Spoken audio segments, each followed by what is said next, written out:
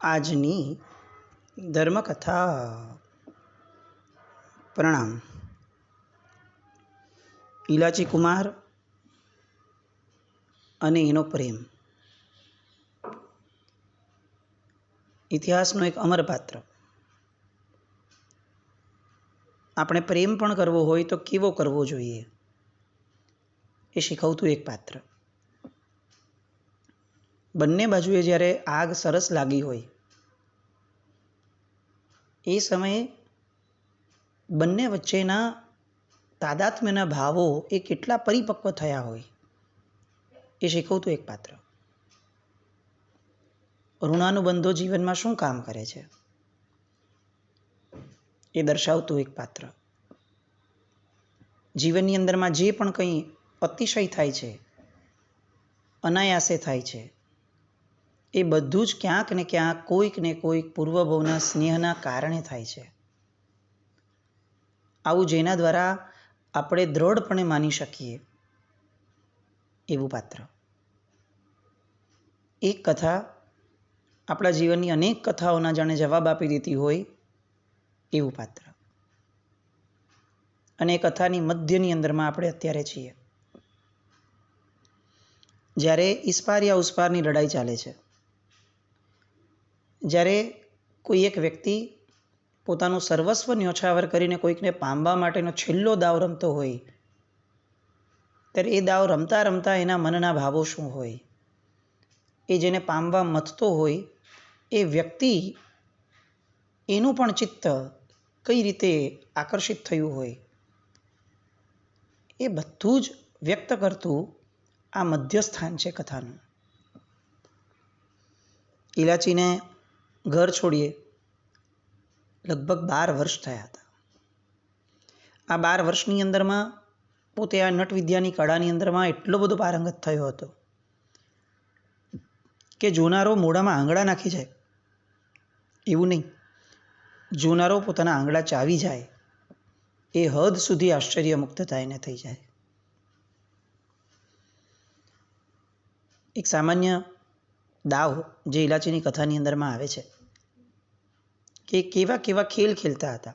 આપણે સમજશું તો આપણને ખ્યાલ આવશે કે આ કેવી જાજરમાન પ્રેમની વાર્તા છે. આ એક દાવ, એક ખેલ એ લોકો એવો ખેલતા હતા કે જેની અંદરમાં દોરડા ઉપર ચાલવાની જે વાત હોય એની જગ્યાએ દોરડા પર પગ મૂકી અને કૂદવાનું, ઊંચું કૂદવાનું. કૂદ્યા પછીથી ફરીથી એ જ દોરડા ઉપર ઊભા રહેવાનું અને ચાલી રાખવાનું, પાછું કૂદવાનું. એ તો ચાલો ઠીક છે, આ તો કદાચ આપણે સમજી શકાય, પણ એક દોરડાથી બીજા દોરડા ઉપર એક્ઝેક્ટ કૂદવાનું, જે આપણે ઘણી બધી વાર અત્યારે સર્કસમાં જોઈ રહ્યા છીએ. આપણે જોયું હોય જૂના સર્કસીસ બધા જે ચાલતા હતા, પણ એમાં એક સીડી હોય છતાં પણ કે એક દોરડા પરથી કૂદેલો માણસ સીડી કે બીજી કોઈ પણ વસ્તુ દ્વારા એક આધાર લઈ અને બીજી દોરડા પર જતો હતો. આમાં તમારા હાથની અંદરમાં લાકડું હોય અને એ લાકડાને પકડી અને તમારે તમારા બેલેન્સને, તમારા શરીરના વજનને વારંવાર ઊંચે નીચે કરવાનું હોય. ક્યાંક શરીરને વજનદાર બનાવવાનું છે કે જ્યારે દોરડા ઉપર ગ્રીપ રાખવાની છે, ક્યાંક શરીરને સાવ હળવું ફૂલ રાખવાનું છે કે જ્યારે તમે ઊંચે હવામાંથી કૂદી અને દોરડા ઉપર પાછા પડો છો ત્યારે. આ જે આખી કળા છે, કદાચ આપણને એવું લાગે કે આ લોકોના શરીરમાં હાડકાં કે માંસ કંઈ હશે જ નહીં, એ રીતનું ફૂલ જેવું શરીર હશે. અત્યારે પણ આપણે કેટલાક ઓલિમ્પિક્સ વગેરેમાં જિમ્નેશિયમના કેટલાક ઓલા જોઈએ તો આપણને ખ્યાલ આવે કે આ લોકોનું શરીર રબર જેવું છે સાવ. અહીંયાથી ત્યાં કૂદો, શરીરના આ ભાગને ઊંચો કરો, આને નીચો કરો, આ કરો, તે કરો. આમ કલ્પનામાં ન બેસે કે આટલી હદ સુધીનું સ્થિતિસ્થાપક શરીર કઈ રીતે થયું હશે. એની સામે આપણે જોવા બેસીએ તો આપણને એમ લાગે કે આપણે આનો 1000મો ભાગ પણ પ્રયત્ન કર્યો હોય તો કદાચ આપણને કમરના દુખાવા થઈ જાય, તો આપણું અંગ જ ઢીલું થઈ જાય, એવું આપણને સામાન્ય વ્યક્તિઓને લાગે. જો અત્યારના દેખીતા જગતની અંદરમાં પણ એક જ પ્રકારનું શરીર આપણને બધાને મળ્યું છે, તેમ છતાં આટલી હદ સુધી ડિફરન્સ આપણે જોઈ શકીએ છીએ કે ભાઈ જિમ્નેશિયમ કરતા વ્યક્તિઓનું શરીર તો સાવ અલગ રીતે ઘડાયેલું હોય. ઈશ્વરે કંઈ એ લોકોને અલગ શરીર આપ્યું છે એવું નથી. એ લોકોએ પોતાના શરીરને એ રીતે ઘડ્યું છે, ગ્રેજ્યુઅલી, ક્રમબદ્ધ રીતે. મુદ્દો આ છે. ક્રમબદ્ધ રીતે મનને ઘડવા માટેનો માર્ગ એ મોક્ષ માર્ગ છે. જેમ ક્રમબદ્ધ રીતે શરીર ઘડાય તો અશક્ય લાગતી વસ્તુઓ પણ શરીર દ્વારા થઈ શકે છે. અને ટેકનિકલી તો શરીર એકચ્યુઅલી એ મશીન છે એક પ્રકારનું, કુદરતે ઘડેલું. તો જો કુદરત દ્વારા ઘડાયેલા મશીનને પણ ઘડતર કરી શકાતું હોય, જો એક પ્રોપર આપણી આગળ ડિરેક્શન છે, પ્રોપર એનું મેઝરમેન્ટ છે કે કઈ રીતે કેટલું, આજે કેટલું, કાલે કેટલું, પછી કેટલું, ધીરે ધીરે ધીરે કેટલું, પછી કેટલું રિઝલ્ટ આવે, આટલું રિઝલ્ટ આવ્યા પછી શું કરવાનું, આવો એક આખો સિલેબસ જો શરીર માટે પણ છે તો મન માટે પણ હોવો જોઈએ, આત્મા માટે પણ હોવો જોઈએ. આ લોજિકલી સમજાય એવી વાત છે. એ જે સિલેબસ એટલે પરમાત્માનું શાસન અને એનો મોક્ષ માર્ગ. ઇલાચી શું કરે છે અહીંયા? આ કથા કેમ વધારે મહત્વની છે આપણા બધાની દ્રષ્ટિએ? કારણ કે ઇલાચીએ શરીરને એટલું બધું નિયંત્રિત રીતે ઘડ્યું છે કે હવે મનનું ઘડતર એ એની માટે બહુ સરળ થઈ જશે. આગળની વાતોમાં આવશે આપણને. એક ખેલ એવો છે એ લોકોનો કે જેમાં એક પડહ હોય, ઘંટ જેવું મોટું વગાડવાનું, બેલ વગાડવાનો સ્કૂલમાં કેવો હોય એવો મોટો પડહ હોય. એક દોરડા પરથી કૂદવાનું, એ પડહના થાપા જ્યાં હોય એટલે જ્યાં બેલ વગાડવાની જગ્યા હોય એની ઉપર પગથી ટકરાવવાનું અને પછીથી ફરીથી ઉડવાનું ઊંચે અને ફરીથી દોરડા ઉપર પાછા પડવાનું. આ આખી વસ્તુઓમાં તાલ જે બેસાડતું હોય જે વ્યક્તિ, એ વ્યક્તિ જો તાલ એક વગાડવામાં ચૂકી જાય, કારણ કે એના તાલના આધારે આના મનનું ઘડતર છે અને એના મનના આધારે એનું શરીર એ હલનચલન કરવાનું છે. એક તાલ પણ જો એ આગળ પાછળ વગાડી લે તો ઓલાનું મન વિચલિત થાય અને વિચલિત થયેલું મન એ એક્ઝેક્ટ સંસ્કાર કે ઘડતર પ્રમાણે વર્તી ન શકે, સીધો નીચે પડે, પટકીને મરી જાય. આવા બધા ખેલો ખેલવાના. કેટલું બધું કોન્સન્ટ્રેશન આ કાર્યની અંદરમાં જોઈતું હશે. સર્કસની અંદરમાં જે લોકો કામ કરે છે એને જ્યારે આપણે જોતા હોઈએ તો આપણને એમ લાગે કે એક સેકન્ડ માટે પણ જો આનું મન ક્યાંક બીજે ડાયવર્ટ થઈ જાય ભૂલથી પણ, ભલે વર્ષોની પ્રેક્ટિસ છે, તો પણ આ માણસ હતો ન હતો થઈ જઈ શકે. પણ છતાંય એની પ્રેક્ટિસ, એનો અભ્યાસ એ એને થ્રુ જ કરાવે છે. અહીંયા ઇલાચીને 12 વર્ષની અંદરમાં આ અભ્યસ્ત થવાની એક જબરદસ્ત પુરુષાર્થની સાધના એણે કરેલી છે. અને પેલી નટડી, એનો પ્રેમ કેવો એ આપણે ગઈકાલે જોયું બધું. હવે આ બંને જણા છેલ્લો દાવ રમવાના પ્રયાસમાં છે. 12 વર્ષનો વિયોગ છે. 12 વર્ષથી સાથે રહેતા હોવા છતાં સાથે રહ્યા નથી. નટ અને નટડી તરીકે પ્રસિદ્ધ બહુ થયા એ લોકો, પણ પ્રસિદ્ધિનું શું કામ? કારણ કે એ લોકોને જે જીવનભર ભેગા રહેવું હતું એ તો હજી શક્ય થયું ન હતું. પોતાનું પ્રિય પાત્ર પોતાની બાજુમાં હોવા છતાં પોતાનું નથી, એ જે વસવસો છે એ બહુ મોટો છે. અને એ વસવસા સાથે આટલું બધું શીખવાનું, એક વણિક પુત્ર થઈ અને એક નટ જેવા બનવાનું, આ જે દુષ્કર કાર્ય ઇલાચીએ કર્યું છે એ કદાચ કેવળ જ્ઞાન પામવા સુધીના દુષ્કર કાર્યની પૂર્વ ભૂમિકા ગણી શકાય. એ બધી વાતો આગળ આવતી રહેશે. આપણે અત્યારે એક્ઝેક્ટ એ મધ્ય સ્થાનમાં છીએ કે જ્યાં હવે દાવ શરૂ થઈ ગયો છે. દોરડાઓ બંધાઈ ગયા છે, એના પર ચાલવાનું શરૂ થયું છે. વચ્ચે મુખ્ય સ્થાનની અંદરમાં નટડી ઊભી રહી ગઈ છે અને ઇલાચી જે છે એ હવે એની દિશા તરફ આગળ વધી રહ્યો છે. એક દોરડા પરથી બીજા દોરડા પર, બીજા પરથી ત્રીજા પર, એક પછી એક ખેલ બતાવે છે. એક આંગળી પણ ચૂકી જાય પગની, એક આંગળી પણ સામાન્ય, તો પણ નીચે પડેલા શસ્ત્રોથી એ આખો ને આખો વિધાઈ જાય. પણ તેમ છતાં પ્રિસાઇઝનેસ એવી છે કે કંઈ જ ચૂકાતું નથી. લોકોના જીવ અદ્ધર થઈ જાય છે. અને આ સંગીતના તાલ ઉપર નટડી જે રીતે એને દિશા આપે છે, રણકાર કરે છે પોતાના હાથમાં રહેલા વાદ્યો દ્વારા, એ રીતે પેલો નટ એ પોતાના જીવને દાવ પર લગાવી રહ્યો છે. લાંબો ચાલે છે પ્રોસેસ.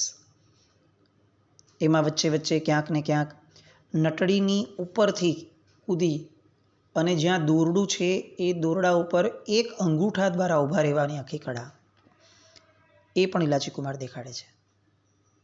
પગના એક અંગૂઠાની ગ્રીપ ઉપર આખો નાખો માણસ દોરડા પર ઊભો રહી જાય, એ પણ હવામાંથી અદ્ધર થયા પછીથી. અનબિલિવેબલ લાગે આપણને. આજે પ્રેમ શું કરાવી શકે છે એ સમજવાનું છે. ઇલાચી આ બધા જ ખેલ કરી રહ્યો છે. અંતે જ્યાં નટડી વધસ્થળ ઉપર જ્યાં ઊભી છે, વચલા સ્થાન ઉપર, એ વચલા સ્થાન ઉપર હવે ઇલાચી પહોંચવાની તૈયારીમાં છે. ઘણા બધા હર્ડલ્સ આ લોકો મૂકતા હોય. નીચેથી જે ઊભા હોય એ લોકો આ ખેલની અંદરમાં એ લોકોનો રોલ પ્લે શું હોય તો કે એ લોકોના હાથમાં મોટી મોટી લાકડીઓ હોય. ઇલાચી જ્યારે એક દોરડા પરથી બીજા દોરડા પર જવાનો છે ત્યારે રસ્તામાં એ લોકો નીચે ઊભા હોય માંડવાની, અને એ લોકો પોતાના હાથમાં રહેલી લાકડીઓને જોર જોરથી ઉપર ઉછાળે સ્ટ્રેટ. ઇલાચી એક પણ લાકડી સાથે ટકરાવવાનું ન હોય, આ એનો ટાસ્ક હોય. અને એક પણ લાકડી સાથે ટકરાયા વિના એને ફક્ત એ દોરડા, નાનકડા દોરડા ઉપર પોતાનો પગ પણ પાડવાનો હોય. આ રીતે બધા હર્ડલ્સમાંથી ઇલાચી કુમાર પસાર થઈ રહ્યા છે. આટલું બધું ડિટેલિંગ આપવાનું કારણ એ છે કે આપણે જીવનભર એ સાંભળીને જ મોટા થયા કે દોરડા પર કૂદતા કૂદતા કેવળ જ્ઞાન થઈ ગયું. પણ દોરડા પર કૂદતા કૂદતા એને જે પેલા મતિજ્ઞાનનો ક્ષયોક્ષમ કર્યો હતો એ સમજવાનો આપણે ક્યારે પ્રયત્ન નથી કર્યો. પોતાના વાકચાતુર્યથી કોઈ માણસ કોઈને રીઝવી જાય ને તો સમજી શકાય, પણ આ પોતાનું બુદ્ધિ ચાતુર્ય પણ હતું. પોતાના મતિજ્ઞાનનો અનહદ ક્ષયોક્ષમ હતો. અનહદ કે પ્રિસાઇઝનેસ સાથે આટલું બધું કામ, ડિફિકલ્ટ કામ. એક લાકડી વચ્ચે આવવાની ક્યારે આવશે ખબર નથી, અનસર્ટેન છે. અને તેમ છતાંય જ્યારે પણ આવે ત્યારે આપણા રસ્તામાં એ આવતી હોય તો એને પણ હવામાં અદ્ધર રહી અને કઈ રીતે એને બાજુ પર લઈ લેવી, એની બાજુમાંથી પસાર થઈ જવું, આ બધું અસામાન્ય વ્યક્તિઓ માટે પણ દુષ્કર હોય ને એવું બધું કૃત્ય છે. આ ડિટેલિંગ કરવાનું કારણ એ છે કે આપણને ખ્યાલ આવે કે જ્યાં સુધી મન કેન્દ્રિત નથી થતું ને ત્યાં સુધી કેવળ જ્ઞાનની પૂર્વ ભૂમિકાઓ રચાતી જ નથી. જેનું મન અતિશય કેન્દ્રિત થયું છે, કોઈ એક વસ્તુ પર ફોકસ થયું છે, કોઈ એક વસ્તુની સ્કિલમાં કમ્પ્લીટલી મેલ્ટ થયું છે, ઇન્વોલ્વ થયું છે, પછીથી આ મન હવે જે વિચારણા કરશે એ એટલી બધી કોન્સન્ટ્રેશન સાથેની હશે કે વિચારણાના સ્તરમાં ક્યાંય ઊંડો ઉતરી અને એ વ્યક્તિ મનમાંથી ચિત્તમાં અને ચિત્તમાંથી આત્મામાં ઘૂસી જશે. એ અંશે આપણે ત્યાં યોગ અને ધ્યાનની કિંમતો હતી. આજે આપણે લોકો જે ધર્મક્રિયાઓ કરીએ છીએ એની અંદરમાં આપણું ચિત્ત કેટલું પરોવાયેલું હોય છે એ આપણે સૌ જાણીએ છીએ. અને આવા ચિત્તથી આપણે મોક્ષ માંગીએ છીએ ભગવાન આગળ. એ કદાચ એ સમયના એ જગ્યાએ રહેલા ક્ષેત્ર દેવતાઓ જોઈ અને કદાચ હસતા હશે. આવા ચિત્તથી વાસિત થયેલો માણસ જેનું મતિજ્ઞાન કોન્સન્ટ્રેશનમાં નથી હજી તો, જેનું તો મન પણ ઠેકાણામાં નથી, એનું ચિત્ત, એનો આત્મા આ બધું ક્યાંથી પામશે? આ વાત સમજવા માટે આ આખી ઘટનાને આપણે એલોબરેટ કરીએ છીએ. ખેલ પૂરો થવાની તૈયારી છે. નટળીને મનમાં હવે બસ આમ હમણાં પૂરું, હમણાં પૂરું, હમણાં પૂરું. અને જેવું પૂરું થાય એટલે ઇલાચીને આ બંને સીધા રાજા પાસે જઈ રાજાનો નોડ માંગશે. અને રાજા એમને એકવાર જો નટ તરીકે પ્રસ્થાપિત કરી દેશે, જાહેર કરીને ઇનામ આપી દેશે, એટલે નટડીના પિતા દ્વારા મુકાયેલી શરત પૂરી થશે અને આ નટડી કાયમ માટે ઇલાચી કુમારની થઈ જશે. એની રાહ જોવાય છે બંનેમાં. અને અંતે આ આખો ખેલ પૂરો થયા પછીથી જેવી નટડી જ્યાં ઊભી છે એક નાનકડા પાટિયા જેવા સ્થાન ઉપર,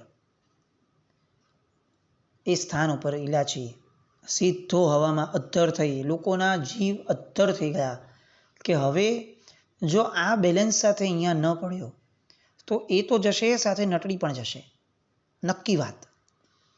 અને લાગતું હતું એવું જ કે આટલે લાંબેથી છલાંગ મારતો એવો આ વ્યક્તિ કઈ રીતે આટલા બધા લાકડીઓના વિઘ્નોની વચ્ચેથી આ આટલાક નાનકડા પાટિયા ઉપર પાછો આવી શકશે, ઊભો રહી શકશે.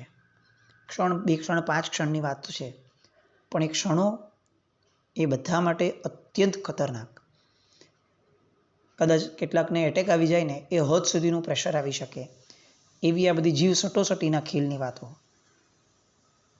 પણ ઇલાચી હતો, પાવરદો હતો પોતાની કળાઓમાં, અને એટલે પડ્યો સીધો એ વંશની ઉપર રાખેલા પાટિયા પર. પડતી વખતે, પોતાનો પગ મૂકતી વખતે એને ખ્યાલમાં હતો કે આવડું કમતું પાટિયું કુલ મળીને કેટલું વજન ઝીલી શકશે, અને એટલે એને પોતાના આખા શરીરના વજનને એ રીતે બેલેન્સ કરી લીધું. આ બાજુ નટડીને ખ્યાલમાં છે કે હવે હું અહીંયા ઊભી છું, પણ અત્યારે અચાનકથી અહીંયા બીજા વ્યક્તિનો પગ આવવાનો છે, નટનો, ઇલાચીનો. એટલે એણે પણ ઊભા ઊભા પોતાની યોગની સાધના દ્વારા પોતાના શરીરના વજનને એની કળા દ્વારા સાવ મિનિમમ લેવલ પર રાખી દીધું. અને એક પાટિયા ઉપર જાણે 2 ફૂલ પડ્યા હોય એ ફૂલ જેટલા વજનમાં એ બંને જણા ઊભા રહી ગયા. લોકો હર્ષની ચિચિયારીઓથી તાળીઓ પાડી પાડી અને આમ હાથમાં જે આવ્યું એ બધું જ જાણે ન્યોછાવર કરવું હોય એ રીતે આફરીન પોકારી અને આ નટ અને નટડીની કળાઓને વધાવવા છે. આગળ આવી જાય છે લોકો, જોર જોરથી એમને વધાવે છે. નટને કમાલ કરી દીધી, નટડીએ કમાલ કરી દીધી. આ બધી વાતોની એકદમ બધાની વચ્ચે ચર્ચાઓ ચાલવા લાગી. લોકો તાળીઓ અટકાવતા નથી, કારણ કે એક એટલું એ જ માધ્યમ હતું કે જેના દ્વારા એ લોકો અભિવાદન આપી શકે, અભિવ્યક્તિ કરી શકે કે જુઓ અમને કેટલું પસંદ આવ્યું છે. આ લાગ લગાટ કેટલી મિનિટો સુધી આ તાળીઓ ચાલી હશે. નટ, નટડી, આખો વૃંદ, આ બધા લોકો આ આખી અભિવાદનની પ્રક્રિયાને બહુ જ પ્રેમથી ઝીલી લે છે. નમ્રતાથી બધા પગે લાગે છે. ક્યાંક ને ક્યાંક નીચે ઉતરી અને આ નટ અને નટડીએ બધાનું અભિવાદન ઝીલ્યું પણ હશે. કેટલાક લોકોના પ્રશ્નો પણ આવ્યા હશે, તો કેટલાક પ્રશ્નોના જવાબ પણ આપ્યા હશે કે આવું કઈ રીતે થયું, આવું કઈ રીતે થયું. પણ આ બધું કરતી વખતે ઇલાચી કુમારનું ચિત્ત ક્યાં છે? તો કે ઇલાચી કુમારનું ચિત્ત રાજા તરફ છે. એને ઉતાવળ હતી કે જેટલું બને એટલું જલ્દી હું રાજા પાસે જાઉં, અને રાજાના મોઢેથી આ લોકો જે બોલે છે એ બસ હવે હું રાજાના મોઢેથી સાંભળી લઉં. જોયું તો લોકોએ પણ છે ને રાજાએ પણ છે. આવડો મોટો બેનાતટનગરનો રાજા છે, સાંભળ્યું છે કે લોકોની કળાઓ ઉપર બહુ જ વરસાવે છે, અને મારે તો ક્યાં ચિંતા છે કેટલા રૂપિયા આપશે એની, કેટલું ધન આપશે એની. મારે તો ચિંતા એ જ છે કે એકવાર એનું અભિવાદન મને આપી દે, અને મારે જેને સસરો બનાવવો છે એની શરત પૂરી થાય, વાત પૂરી. અને એ આ બધી લોકોની ભીડને વેધતો વેધતો ઇલાચી સીધો સડસડાટ ભાગવા માટે પ્રેરાય છે રાજા તરફ. ભાગી શકતો નથી, કારણ કે ભીડ સતત એને અભિવાદન કરવા માટે, એને અડવા માટે, એને એકવાર સ્પર્શવા માટે એ સતત એના રસ્તામાં આવતી જાય છે. હજારોની મેદની છે. આ બધી મેદનીમાંથી માર્ગને વિંધતો વિંધતો વિંધતો એ ઇલાચી પહોંચે છે રાજા તરફ, કે જ્યાં રાજાનો માચડો બાંધ્યો હતો, સિંહાસન રાખ્યું હતું, માંડવો. એ માંડવા ઉપર જ્યાં રાજા બેઠા છે એ રાજાના સિંહાસન પર ઇલાચી કુમાર પહોંચે છે. અત્યાર સુધી મન જે કેન્દ્રિત હતું એ મન હવે અધીરું બન્યું છે. અત્યાર સુધી ફક્ત પોતાના દાવપેચની અંદર પૂરતું જ મન કેન્દ્રિત થઈ ગયું હતું, કોઈ બીજો વિકલ્પ પણ ન હતો. કારણ કે આ પ્રક્રિયા કરતી વખતે પણ મારે આને પામવી છે એવું ડાયવર્ઝન ન હતું. જો હોત તો આ પ્રક્રિયાઓને બરાબર કરી ન શક્યો હોત. લક્ષ્ય એની સંકલ્પના માર્ગ શરૂ થાય એ પહેલાં કરવાની છે. પછી એને બેક ઓફ માઇન્ડમાં રાખવાનું છે. કારણ કે front of mind, face of mind એ હંમેશા માર્ગ માટે છે. જે પ્રક્રિયા દ્વારા લક્ષ્ય મેળવવું છે એ પ્રક્રિયાને મહત્ત્વ આપવાનું છે એ સમયે. એટલે એણે એ જ મહત્ત્વ આપ્યું અને મહત્ત્વ આપતા આપતા આપતા હવે લક્ષ્ય મેળવ્યું.